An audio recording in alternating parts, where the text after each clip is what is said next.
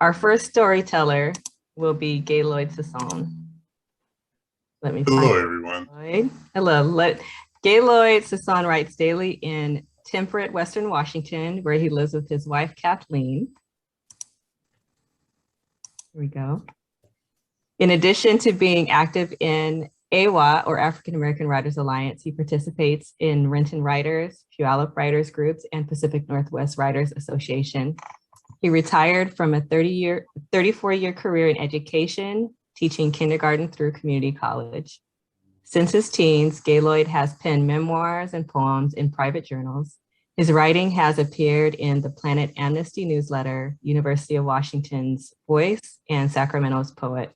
An avid hiker, yoga participant, and fair weather cyclist, he survives Puget Sound's rainy season by reading good books, playing piano and flute, and drinking plenty of black coffee while eating dark chocolate. A passionate gardener, he has been featured in Vegetable Gardens and Urban Farms magazine. He devotes much of his time to freelance writing, photography, both foreign and domestic. Publications include Controlling the Dam. Mr. Sissón. Hello, it's my pleasure to be here. And this story that I'm going to write is titled, My First Cooking Lessons. Along with learning how to cook from my parents, I also learned how to resolve how they resolved their disputes. Before they met, they were professional chefs and their dishes, taste delicious. All parents argue about something. Mine debated over different cooking methods. When my mother fixed dinner, she used less cookware than my father.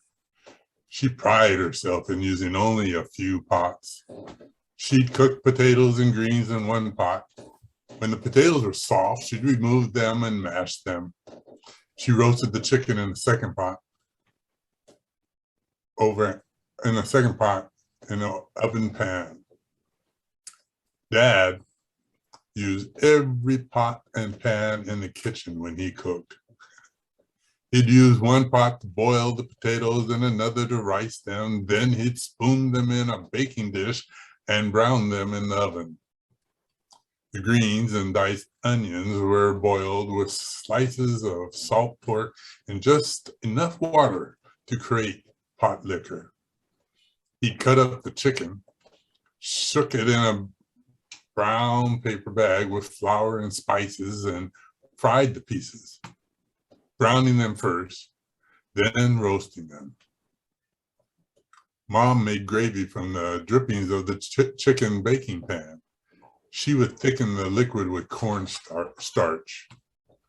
In the skillet in which Dad fried chicken, he'd brown the flour mixed with the brown paper bag. No. Dad fried the chicken. He'd brown the flour mixture from the brown paper bag. He stirred the drippings from the chicken roasting pan, then add water. Because I was small, I sat on a stool while I washed all the pots, pans, and dishes. Dad's Navy chef and steward profession demanded his service away from home for weeks on end. While he was out at sea, Mom stayed home with my 5 brothers and me. So she did all the meals with help from us kids as we were able to. Dad took over the kitchen when he came home from holidays, telling us, "I'm giving your mother a break." Mom gladly designated him head chef for our family of 8. He created the menus, always a soup to nut affairs.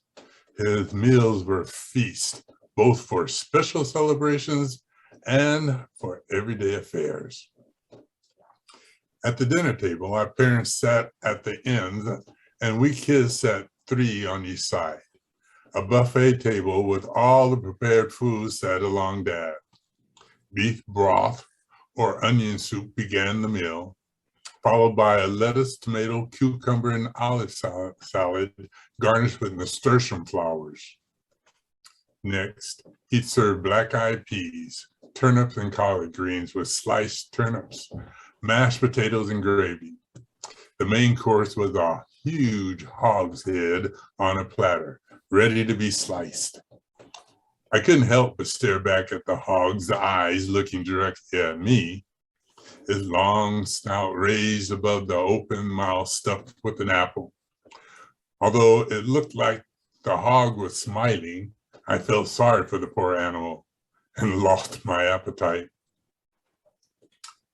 Dad relished fried chicken and rabbits. He grew up on a farm in rural Mississippi where they raised their own food. So in our San Diego backyard, we raised rabbits and chickens. He taught us each step in the preparation, beginning with skinning the rabbits and plucking the chickens. After a while, I lost my revulsion about killing and eating these animals. He showed me how to skin a rabbit by cutting around its paws with a knife. Dad separated the skin around the head and used scissors to cut from beneath the chin down the belly. When he removed the furry skin from the body, it was like taking off tights and leaving the rabbit naked. For dinner, Daddy killed a few chickens. He had us carefully dunk it in boiling water. That loosened the feathers, making them easy to pull off. After I plucked my first chicken, I put it on a cutting board on the sink. With a knife, I cut from the hind end to the front, past the stomach. He insisted I pull the breast open, stick my hand inside, and remove the innards that included the gizzards, liver, and heart. I chopped these giblets to put them in the gravy. Next, I cut up the chicken, rinsed the parts, dried them on a paper towel, placed them in a brown paper bag, and shook them to coat them with my father's favorite mixture of flour, cayenne, black pepper, and salt.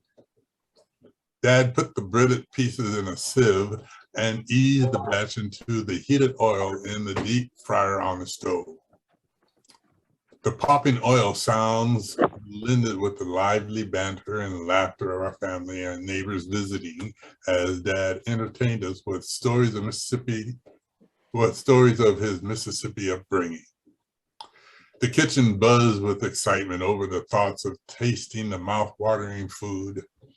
With his white chef apron wrapped around his slender frame, he had his back to us as he stood to the sink and washed more pieces of raw chicken.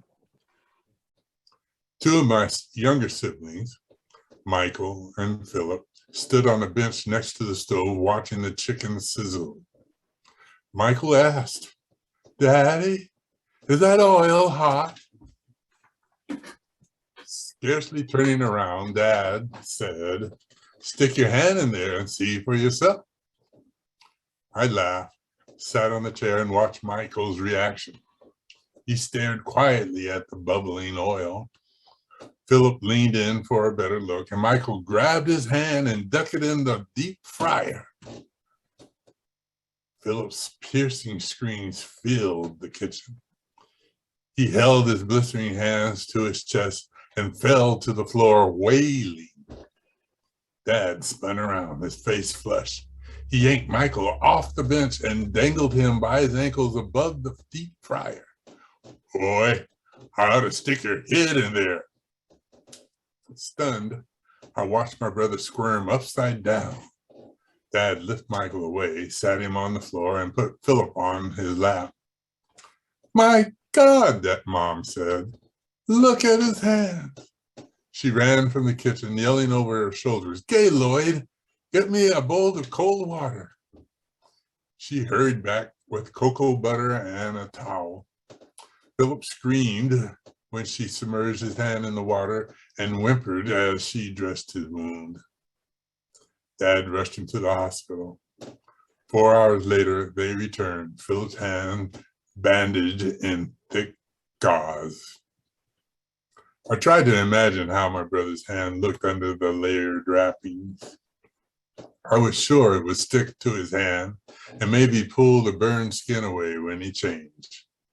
That accident was the climax of one of my first cooking lessons. True story.